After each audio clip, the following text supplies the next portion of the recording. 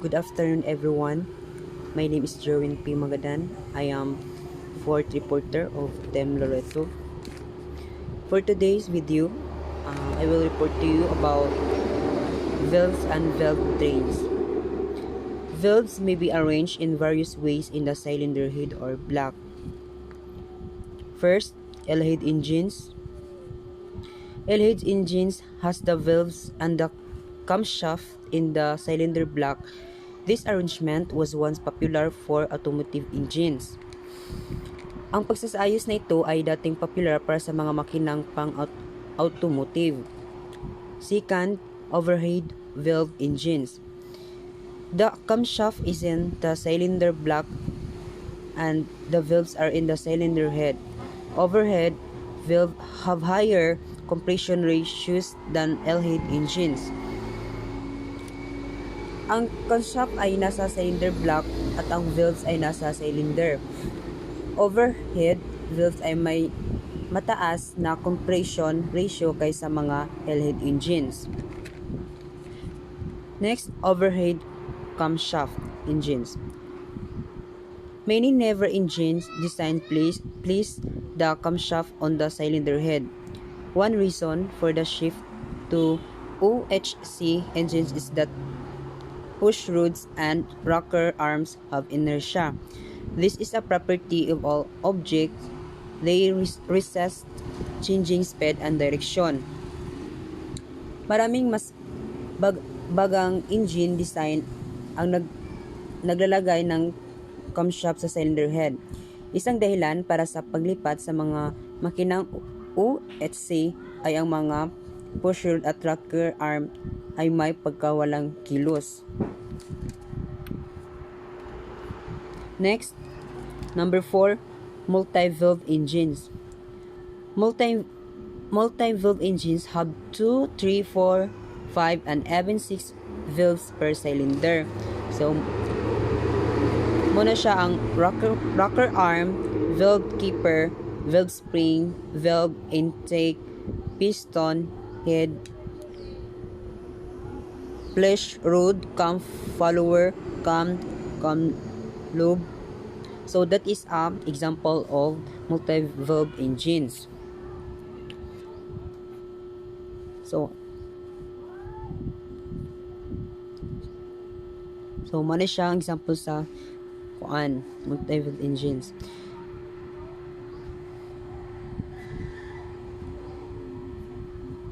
Next is camshaft timing. Is the relationship between the camshaft and the crankshaft. The camshaft is driven by the crankshaft.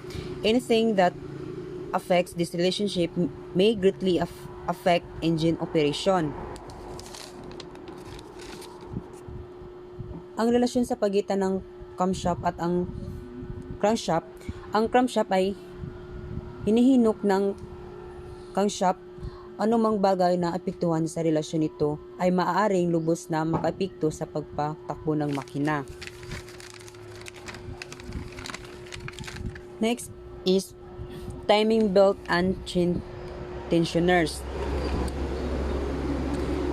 In most engines, the camshaft is driven by a timing belt or chain. As the belt or chain and the sprockets where the belt or chain becomes loosened, these loose fits affect valve timing. Engine performance may suffer and exhaust emission increase. To help prevent the timing belt or chain from jumping time, many engines have timing belt or chain tensioner.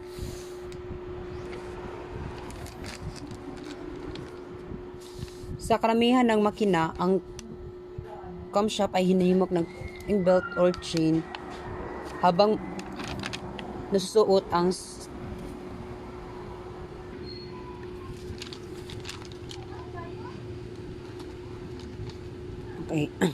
repeat. Sa karamihan ng makina, ang camshaft ay hinihimok ng timing belt or chain. Habang nasusuot ang sinturon o chain, ang mga sprocket lumuluwag at sinturon o chain. Makaapekto ang maluwag na fit na ito sa timing ng babula, valve. Maaring maghirap ang performance ng makina at tambutso at pagpalabas nito. Next, we have valve. The intake valve is usually larger than the exhaust valve. The reason is that when the intake valve is open, the only force moving air-fuel mixture into the cylinder is atmospheric pressure.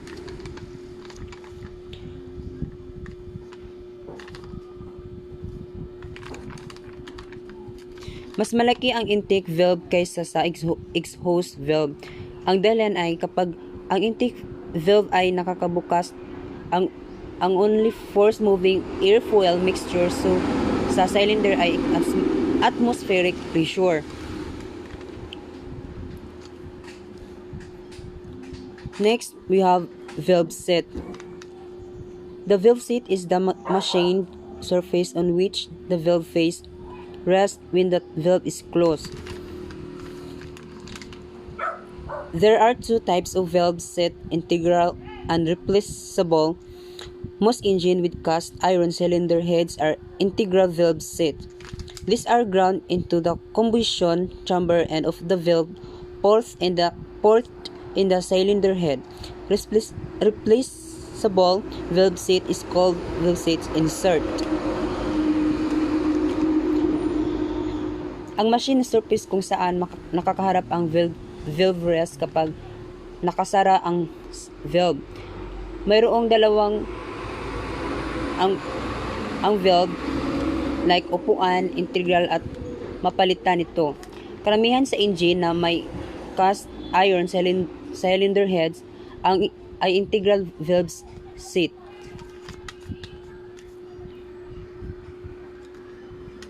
Next, we have valve guides. The valve slide up and down in valve guides in the cylinder head.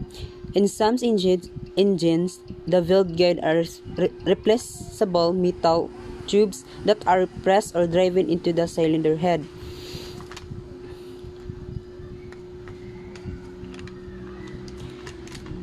Ay dumudulas pataas at pababa sa valve guide sa cylinder head. Sa ilang mga makina, ang valve guide ay maaaring palitan ng metal tube na pinundot o tinutulak sa cylinder head. Pinindot. Next, we have valve spring attachment. Valve spring attachment. On a cast iron cylinder head, one end of the valve spring may press against a spring set machine into the cylinder head. The spring presses against the valve spring seat. This prevents excessive wear. The other end of the valve spring is attached to the valve stem with a spring retainer and split locks or skippers. Sa isang cast cylinder head ay isang dulo na valve spring ay maaring pindutin lahat sa isang spring set na machine sa cylinder head. Ang spring press laban sa valve spring set, pinigilan nito ang sobrang pagsusuot. Ang valve spring ay nakakabit sa valve stem na may spring retainer at split lock or keeper.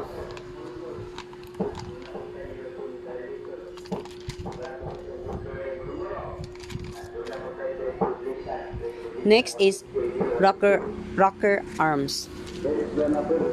Rocker arms is a pivoted lever that transfer cam or push rod motion to the valve stem. Many rocker arms are made of stamped steel and other are forged or cast aluminum. Some rocker arms are just adjustable. One type of stud-mounted rocker arms ay isang pivoted lever ay naglilipat ng cam o push rod motion sa valve stem. Maraming mga rocker arm ay gawa sa nasiluyuhang bakal at ang iba pa ay huwad o cast aluminum. Ang ilang rocker ay adjustable isang uri ng stud mounted rocker arm.